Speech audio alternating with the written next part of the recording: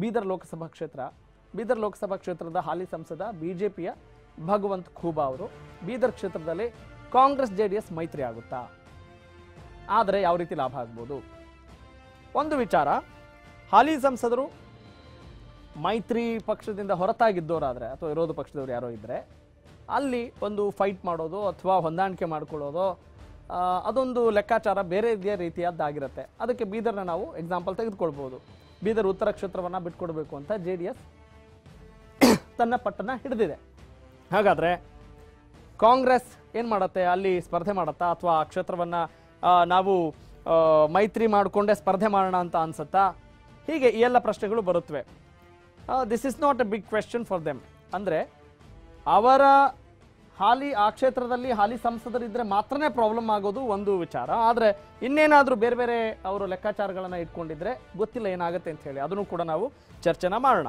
ಇನ್ನು ಮಂಡ್ಯ ಲೋಕಸಭಾ ಕ್ಷೇತ್ರಕ್ಕೆ ಬರೋಣ. ಅಬ್ಬಬ್ಬಾ, ಮಂಡ್ಯ ಅಂತ ಹೇಳಿದ ತಕ್ಷಣ ನಮ್ಮದ್ರಿ ಇದು ಅನ್ನೋ ಥರ JDSಗೆ ಇರುತ್ತೆ. ಹಾಗೇನೆ ಕಾಂಗ್ರೆಸ್ಗೆ ಇರಲ್ವಾ ಅವರವರ ಕ್ಷೇತ್ರಗಳಲ್ಲಿ ಅನ್ನುವ ಪ್ರಶ್ನೆ ಸಹಜವಾಗಿ ಬರುತ್ತೆ.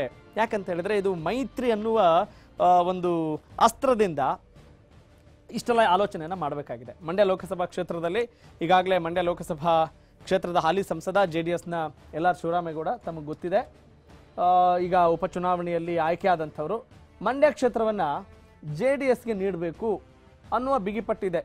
ನಾವು ಏನಾದರೂ ಈ ಲೋಕಸಭಾ ಚುನಾವಣೆಯಲ್ಲಿ ಮೊದಲು ಕೇಳೋದೇ ನಮ್ಮ ಮಂಡ್ಯ ರೀ, ಈ ಕ್ಷೇತ್ರ ನಮಗೆ ಬಿಟ್ಕೊಡ್ಬೇಕು ಅನ್ನುವ ಮಾತುಗಳು ಕೂಡ ವ್ಯಕ್ತವಾಗ್ತಾ ಇದ್ವು.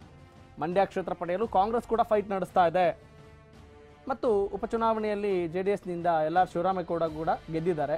ಅವರು ಕೂಡ JDSನ ಅಭ್ಯರ್ಥಿ ಆಗ್ತಾರಾ? ಅವರ ನಿಲುವೇನಾಗಿರುತ್ತೆ? ಯಾಕಂತ ಹೇಳಿದ್ರೆ ಮಂಡ್ಯ ಲೋಕಸಭಾ ಕ್ಷೇತ್ರದಿಂದ ಕುಮಾರಸ್ವಾಮಿ ಅವರ ಪುತ್ರ, ಮುಖ್ಯಮಂತ್ರಿ ಕುಮಾರಸ್ವಾಮಿ ಅವರ ಪುತ್ರ ನಿಖಿಲ್ ಕುಮಾರಸ್ವಾಮಿ ಅವರು ಕೂಡ ಸ್ಪರ್ಧೆ ಮಾಡ್ತಾರೆ ಅಂತ ಹೇಳಲಾಗ್ತಾ ಇದೆ. ಆ ಹೆಸರು ಕೂಡ ಕೇಳಿ ಬರ್ತಾ ಇದೆ. ಅಂಥದ್ರಲ್ಲಿ ಶಿವರಾಮೇಗೌಡರು ಏನು ಮಾಡ್ತಾರೆ ಮತ್ತು ಆ ಕ್ಷೇತ್ರವನ್ನು ಕಾಂಗ್ರೆಸ್ ನಮಗಿರ್ಲಿ ಅಂತ ಫೈಟ್ ಮಾಡುತ್ತಾ ಅಥವಾ JDSಗೆ ಬಿಟ್ಕೊಟ್ಬಿಡುತ್ತಾ? ಯಾಕಂತ ಹೇಳಿದ್ರೆ ಎಲ್ಲ ವಿಧಾನಸಭಾ ಕ್ಷೇತ್ರಗಳು JDS ಪಾಲಾಗಿರೋದ್ರಿಂದ ಆ ಒಂದು ಪಟ್ಟನ್ನ ಹೇಳುವಂಥ ಅಥವಾ ಆ ಪಟ್ಟನ್ನ ಒಂದು ಸಾಧಿಸುವಂಥ ಚಾನ್ಸಸ್ ಜಾಸ್ತಿ ಇದೆ. ಎಸ್, ಇನ್ನು ಮತ್ತೊಂದು ಕ್ಷೇತ್ರ ಹಾಸನ ಲೋಕಸಭಾ ಕ್ಷೇತ್ರ, JDSನ ವರಿಷ್ಠ HD ದೇವೇಗೌಡರ ಆ ಒಂದು ಕ್ಷೇತ್ರ. ಹಾಸನ ಅಂತ ಹೇಳಿದ ತಕ್ಷಣ JDS ಅಂತ ಒಂದು ಸಹಜವಾಗಿ ಕಣ್ಮುಂದೆ ಆ ಒಂದು ಚಿತ್ರ ಬಂದು ಹೋಗುತ್ತೆ. ಹಾಸನ ಕ್ಷೇತ್ರದಲ್ಲಿ ಈ ಬಾರಿಯೂ ದೇವೇಗೌಡರು ಸ್ಪರ್ಧಿಸುವುದು ಖಚಿತಾನ ಇಲ್ವಾ ಅನ್ನೋದು ತುಂಬ ಒಂದಿಷ್ಟು ಅನುಮಾನ ವ್ಯಕ್ತವಾಗುತ್ತೆ. ಅಲ್ಲ ರೀ, ದೇವೇಗೌಡರು ಹೇಳಿದ್ದಾರೆ ಇಷ್ಟು ಬಾರಿ ನಾವು ಸಂಸತ್ ನೋಡಿದ್ದೀವಿ, ಇನ್ನೂ ಏನ್ರಿ ಪ್ರಶ್ನೆ ಕೇಳ್ತಾರೆ ಅಂತ ಮಾಧ್ಯಮದವ್ರಿಗೆ ಹೇಳ್ತಾ ಇರ್ತಾರೆ, ಅವ್ರು ಇನ್ನೂ ಸ್ಪರ್ಧಿಸೋದಾ ಇಲ್ವಾ ಡೌಟ್ ಅಂತಿರಲ್ರಿ ಅಂತ ನೀವು ಅಂತ ಕೇಳ್ಬೋದು. ಆದರೆ ರಾಜಕೀಯ ಅಂತ ಬಂದಾಗ ಯಾವ ಕ್ಷಣದಲ್ಲಿ ಏನಾಗುತ್ತೆ ಅನ್ನೋದು ಗೊತ್ತಿರೋಲ್ಲ. ಹೀಗಾಗಿ HD ದೇವೇಗೌಡರು ಸ್ಪರ್ಧಿಸದೇ ಹೋದರೆ ಕ್ಷೇತ್ರ ಬಿಟ್ಕೊಡೋಕ್ಕೆ ಕಾಂಗ್ರೆಸ್ ಒತ್ತಾಯ ಮಾಡ್ತಾ ಇದೆ. ಆಲ್ರೆಡಿ ಈಗಾಗಲೇ ಸದ್ದು ಕೂಡ ಕೇಳಿ ಬರ್ತಾ ಇದೆ. HD ದೇವೇಗೌಡರ ಸ್ಪರ್ಧೆ ಅಲ್ಲಿ ಆಗದೆ ಹೋದರೂ ಕೂಡ ಕ್ಷೇತ್ರ ಬಿಟ್ಕೊಡ್ಲಿಕ್ಕೆ JDS ಸುತಾರಾಮ್ ಒಪ್ತಾ ಇಲ್ಲ. ಈಗಾಗಲೇ ಅಲ್ಲಿ ಯಾವ ರೀತಿಯಾದಂಥ ಫೈಟ್ಗಳು ನಡೀತಾ ಇದೆ ಅನ್ನೋದನ್ನು ಕೂಡ ನೀವು ನೋಡ್ತಾ ಇದ್ರಿ.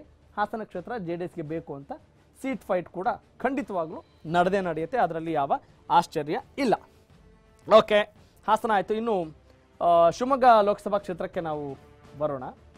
ಶಿವಮೊಗ್ಗ ಈಗಾಗಲೇ ಕಳೆದ ಲೋಕಸಭಾ ಉಪಚುನಾವಣೆಯಲ್ಲೂ ಕೂಡ ಮಧು ಬಂಗಾರಪ್ಪ ಅವರು ಅಲ್ಲಿ ಸ್ಪರ್ಧಿಸಿದ್ರು. ಕಡಿಮೆ ಅಂತರದಿಂದ BY ರಾಘವೇಂದ್ರ ಅವರು ಕೂಡ ಗೆದ್ದಿದ್ರು. ಶಿವಮೊಗ್ಗ ಕ್ಷೇತ್ರದ ಹಾಲಿ ಸಂಸದ ಬಿಜೆಪಿಯ BY ರಾಘವೇಂದ್ರ.